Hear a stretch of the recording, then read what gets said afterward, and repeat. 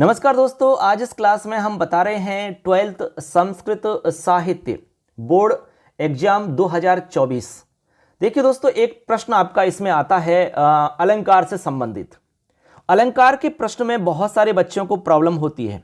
ठीक है, अलंकार थोड़ा सा टफ माना जाता है, तो यहाँ पर उसी के समाधान के लिए मैं ये क्लास आपकी बना रहा हूँ। देखिए बच्चों, इसमें आपको पता है कि आपके सिलेबस की हम बात करें तो सिलेबस में टोटल आपके 11 अलंकार चलते हैं बच्चों। कितने? 11 अलंकार। अब 11 अलंकार के लक्षण याद करना, उनके उदाहरणों को याद करना, उनको समझना थोड़ा सा टेढ़ा काम रहता है। इसलिए मैंने यहाँ पर आपके शॉर्ट मतलब थोड़ा सा इसको शॉर्ट करने के लिए यहाँ मैं आपको सिर्फ 5 ही बता रहा हूँ, यानी 5 अलंकार आपको मोस्ट बताऊंगा बच्चों। 5 निश्चित रूप से, यानी कि 100% आपके पेपर में आएंगे।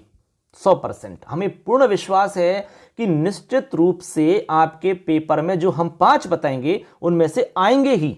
आप पेपर देने के बाद मिला सकते हो। ठीक है, इसलिए जो 5 मैं बताऊंगा उनको अच्छे से रट लेना है, उनको अच्छे से लिख लिख करके अभ्यास कर लेना है। जैसे ही आया तुरंत यूं की तो छाप दिया, आपका नंबर यूं की तो पूरा का पूरा मिलेगा।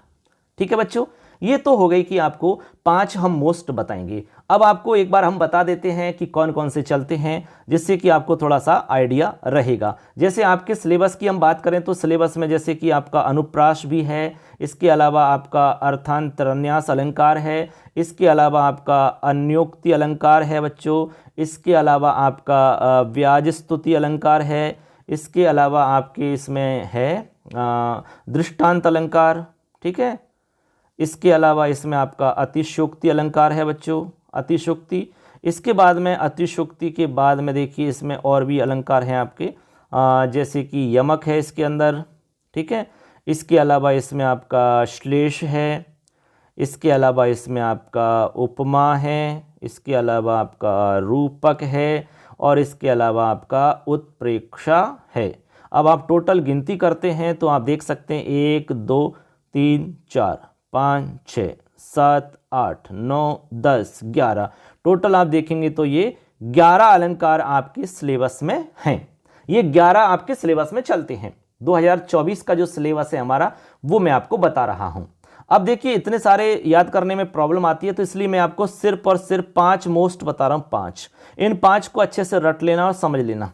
लेकिन 5 मोस्ट बताने से पहले मैं प्रश्न की प्रकृति पर थोड़ा सा आपको लेकर चलता हूं कि जो प्रश्न आपका आता है वो किस टाइप का आता है। आपका प्रश्न देखिए दोस्तों, इसमें टोटल 3 प्रश्न आपसे पूछे जाएंगे। 3 प्रश्न नंबर 5 होंगे। पहला प्रश्न इसमें आता है आपका वस्तुनिष्ठ प्रकार का, यानी इसके अंदर आपसे पूछा जाएगा एवं वाला सवाल। एवं का सवाल आएगा। अब उसमें आपसे कुछ भी पूछ सकते हैं, छोटे से छोटा सवाल आएगा। जैसे कोई भी लक्षण पूछ लिया और लक्षण में से ही पूछ लिया कि ये किस अलंकार का है।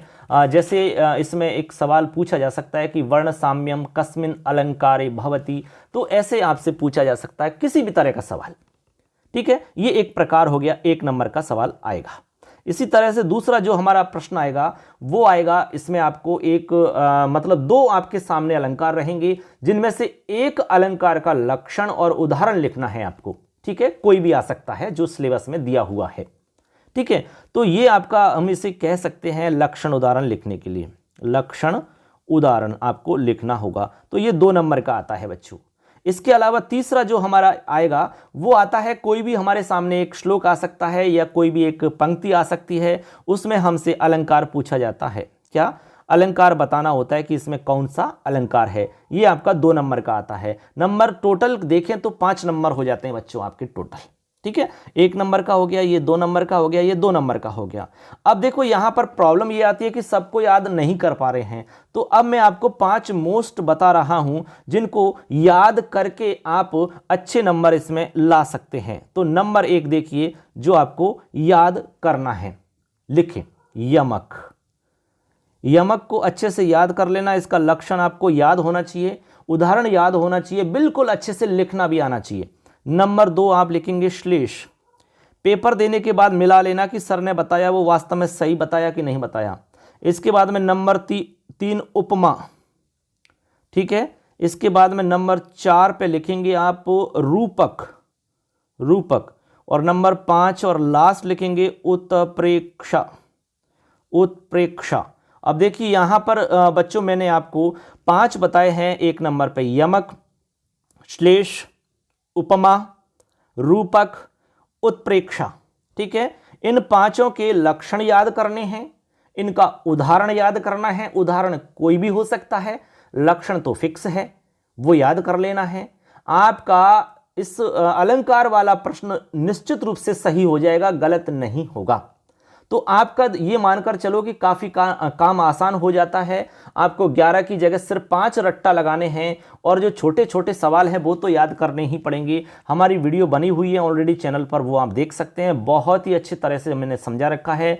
कोई भी टॉपिक आप देखिए, सारा सिलेबस मैंने वीडियो के रूप में बता रखा है। इस तरह से बच्चों अभी हमने आपको बता दिया कि अलंकार से रिलेटेड किस तरह का सवाल आएगा और कौन से 5 मोस्ट अलंकार हैं जिनको तैयार करके आप अच्छे से अपने मतलब सारे क्वेश्चनों को सही कर सकते हो और बहुत अच्छे नंबर आप ला सकते हो। अब मैं थोड़ा सा आपको बता दूं दोस्तों, यदि हमारे द्वारा बनाए हुए नोट्स लेना चाहते हैं तो वो हमारे मोबाइल एप्लीकेशन पर मिल जाएंगे, वो आप ले सकते हैं। नाम है मिशन संस्कृत। इसके अलावा हमारे जो टेस्ट सीरीज है वो भी ज्वाइन कर सकते हैं। आप निश्चित रूप से करें, हम तो यही सुझाव देंगे कि आपको करनी चाहिए। लास्ट टाइम में जितना अभ्यास करोगे, जितनी प्रैक्टिस करोगे, आपकी तैयारी का उतने ही अच्छे से मूल्यांकन होता है। आपने कितनी तैयारी की है उसका पता कब लगेगा? टेस्ट देने से, एग्जाम देने से। नहीं तो आपको लगेगा यार हमें तो सब याद है या हमें कुछ याद नहीं, ऐसा लगने लगता है। जब टेस्ट दोगे तो तुरंत रिजल्ट आता है, उसमें पता भी लगता है कौन सा सही हुआ कौन सा गलत हुआ। मात्र 51 रुपये में आप सारे मतलब आपकी जो पार्ट है उनका टेस्ट दे सकते हो। इसके अलावा संस्कृत साहित्य का भी उसमें है टेस्ट सीरीज के अंदर, वो भी आप टेस्ट दे सकते हो। ठीक है, उसका लिंक मैं डाल दूंगा, उसको आप आपकी इच्छा है तो आप देख सकते हैं। ठीक है, तो ये मोस्ट इंपॉर्टेंट हमने बता दिए। इसके अलावा आगे अगली क्लास में मैं आपको बताऊंगा दोस्तों, जो भी आपके पेपर में जो जो मतलब चीज़ें आ रही है उसको एक एक को लेकर के मैं बताऊंगा, जहां पर बच्चों को प्रॉब्लम आ रही है। किसी बच्चे ने उसके लिए बताया है हमारे कारक के विषय में, तो मैं अगली क्लास में कारक या प्रत्यय जो भी रहेगा थोड़ा सा उसको मैं देख लूँगा।